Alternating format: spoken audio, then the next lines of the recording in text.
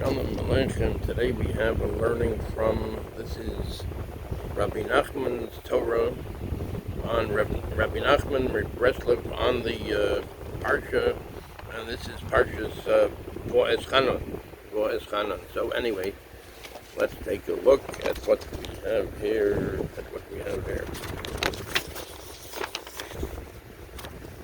Vaeschanan El HaShem Bo'is Lemor. And Moshe said, I pleaded with God at that time, saying, Rabbi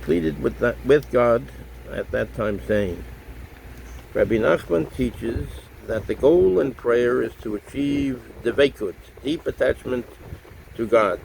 However, if a person cannot pray with Devaykut, he shouldn't say, there's no point in my praying at all. Rather, he should put into his prayers as much effort and concentration as he possibly can. For at a later time, when he does pray with appropriate Devaykut, all of his prayers will ascend together with the prayer that he prayed properly.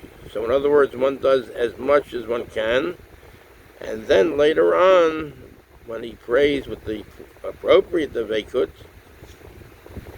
everything will go up to HaShem, to HaShem. All of his prayers will ascend together with the prayers that he prayed properly. Of course, HaShem knows that he prayed now also, of course. There's no question about that. But anyway, it will all go together. In other words, one does the best one can. And then, when one is really praying with the proper Devaykut, then everything will go up together. This is alluded to in the present verse, I pleaded. Vaeschanan, I pleaded. Moses always pleaded with God. Sometimes he prayed with great Devaykut, with great attachment to God. Devaykut is attachment to God. And other times, when he could not achieve that Devaykut, he nevertheless prayed with all his might. And then the pasuk says, at that time, saying. So what does it mean, at that time? When the time came that he did merit to pray with Devaykut, that effortless saying ascended and carried with it all his other less acceptable prayers. Okay.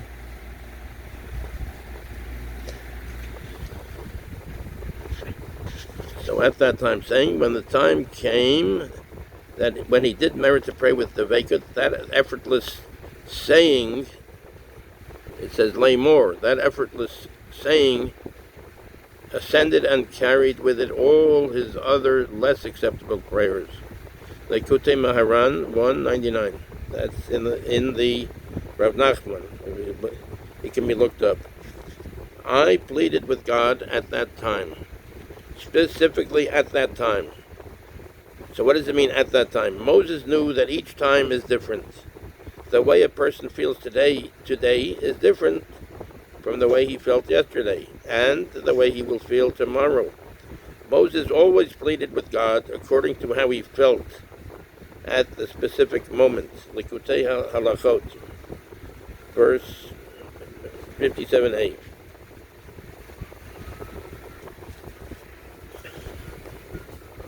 I pleaded with God. Vaeschanan.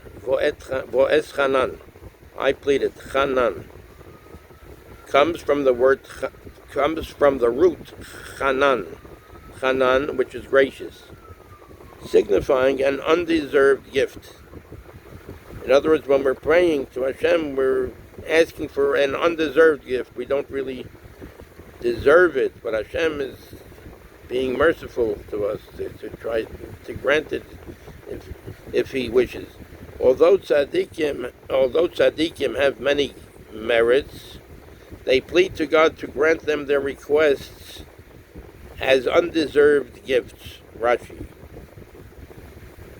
When a person desires something from God, he should pray to receive it solely as an undeserved gift, and not as payment commensurate with his deeds.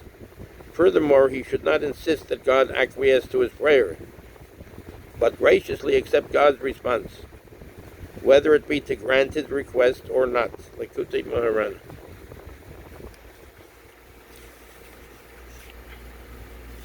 I pleaded with God. So, here is the pasuk: Vaeschanan el HaShem bo'isai lemor. I pleaded with God. Moshe is saying at that time, saying, Vaeschanan, I pleaded, comes from the root chanan, gracious, signifying an undeserved gift. Although tzaddikim have many merits, they plead to God to grant them their requests as undeserved gifts.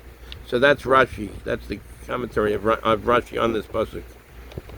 The Medrash teaches that God has a treasury of unearned gifts, from which he grants favors to those in need. Shemot Rabbah 44. For whom are these gifts intended? Tzaddikim do not need them, since they earn their rewards with their good deeds. The wicked should not receive them, for otherwise they would receive reward even though they are unworthy. We must conclude that these gifts are meant for the tzaddikim, to take and disperse as they see fit. However, even tzaddikim benefit from the treasury of unearned gifts, for it is impossible for a person to be attached to the Torah without interruption, since he must attend to mundane efforts. He must attend to mundane affairs, such as eating, sleeping, and so on. When the tzaddik must engage in mundane affairs, he receives his sustenance from the treasury of unearned gifts. Then he can transfer his sustenance to others who are not as attached to the Torah as he. So then he can transfer his sustenance to others who are not as attached to the Torah as he, such as people who must work and lack the time or ability to study Torah, or those who are far from Torah and do not study or observe it, or even non-Jews who did not receive the Torah. Likutei Moharan.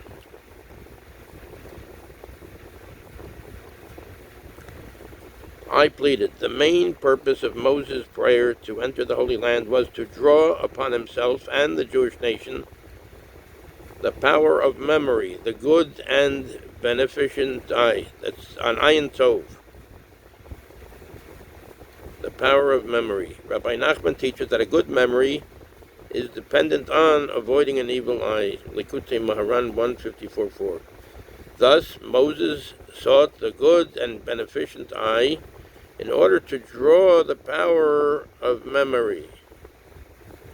A good memory is dependent on avoiding an evil eye. Thus, Moses sought the good and beneficent eye in order to draw the power of memory. He prayed, "Let me cross over and see the good land and the Lebanon." So the Lebanon is the temple.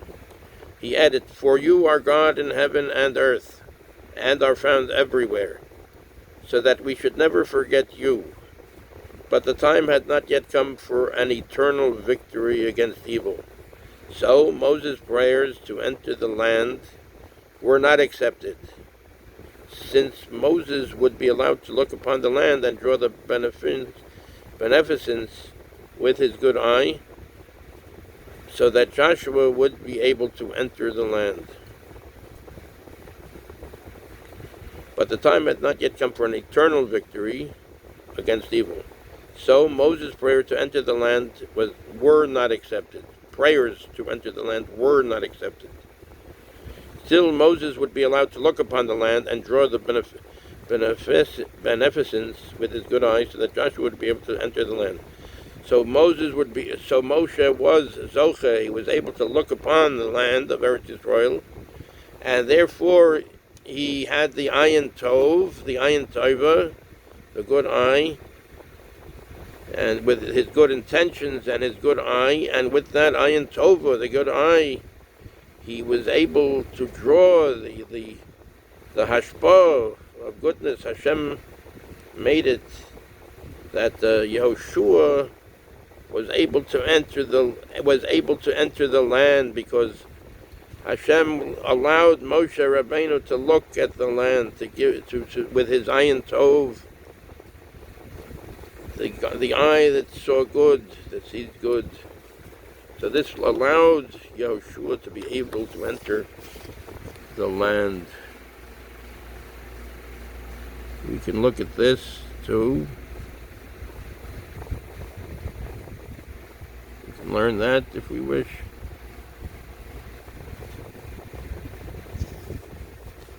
With Hashem's help.